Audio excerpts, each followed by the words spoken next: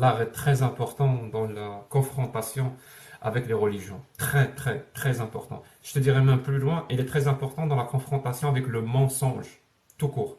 L'art, l'art, contrairement aux êtres humains, on va dire ça comme ça, ou les êtres humains, on va dire les bons êtres humains, les êtres humains qui font du bien.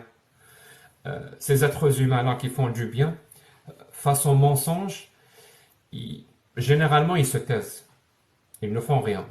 Les gens de bien ne vont pas essayer de contredire le mensonge, parce que très souvent c'est très dangereux, très très dangereux. Il y a des raisons de se taire, il y a des raisons de se laisser faire, il y a plein de choses qui rentrent en compte.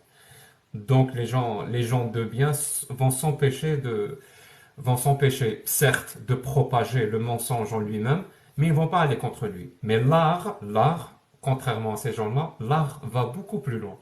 L'art, non seulement, il n'aide pas à propager le mensonge, mais il le dévoile, il le dénude, il l'expose. Et l'art fait toujours ça, toujours. Et comme disait un philosophe russe, face au mensonge, l'art a toujours gagné et il gagnera toujours. Toujours. L'art gagnera toujours. C'est pour ça que dans la religion musulmane, ils ont pris quelques trucs dans l'art. Par exemple, les chants pour chanter le Coran. C'est des gammes bien précises. Hein. Vraiment, c'est des gammes haussées. Ça dépend, le hijaz, ça dépend dans quel endroit de la planète tu es, mais c'est des gammes bien précises qui sont agréables. Que moi, je joue à la guitare parce qu'elles sont agréables. Donc, ils prennent ce genre de trucs, peut-être dans le côté architecture pour construire leur mosquée, mais ça s'arrête là. L'islam en lui-même, il est contre l'art, tout type d'art. Parce que justement, l'art va pouvoir le dévoiler, va pouvoir l'exposer, va pouvoir le dénuder. Donc il est contre l'art. Et in fine, être contre l'art, c'est être contre la vie elle-même, tout simplement. C'est pour ça que quand tu as parlé de Ma'toub Lounas tout à l'heure, ben Ma'toub il disait ça. C'est les ennemis de la vie, ceux qui essaient de propager cet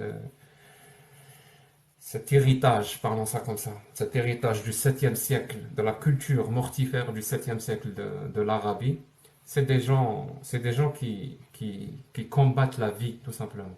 Ils ont horreur de tout ce qui représente la vie. Donc les gens heureux, non, ça se peut pas. Tu peux pas vivre heureux. Tu n'as pas le droit de vivre heureux. Tu dois être malheureux. Tu dois être malheureux et soumis. Et ils te vendent même l'idée que le- tu vas être heureux dans ta soumission. Parce qu'une fois mort, c'est là que la vraie vie commence. Mais si c'est après la mort que la vraie vie commence, donc le paradis, donc cette vie-là, qui ne représente que quelques dizaines, une, une, une centaine d'années, ben, elle n'est rien par rapport à l'éternité. Donc il y a une négation réelle de cette vie qui est la nôtre maintenant, au profit d'une vie hypothétique qui vient avant, après, pardon. Donc si on nie cette vie qu'on vit actuellement, ben, pourquoi on vit? C'est pour ça qu'ils sont contre la musique, contre les films, Bien sûr. quand les gens sont amoureux, exposent leur amour, contre contre ils sont contre la tendresse, contre tout. Tout ce qui représente quelque chose qui peut Oui, nous bien rendre sûr, bien cette sûr. vie actuelle agréable. Ils sont contre tout ça.